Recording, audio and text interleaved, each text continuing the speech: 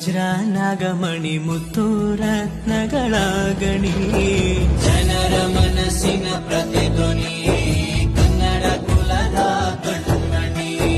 ದೈವ ಗೆದ್ದ ಮುನಿ, ಜೀವ ಕಾಯೋದಣಿ, ಮಣ್ಣಿನಿ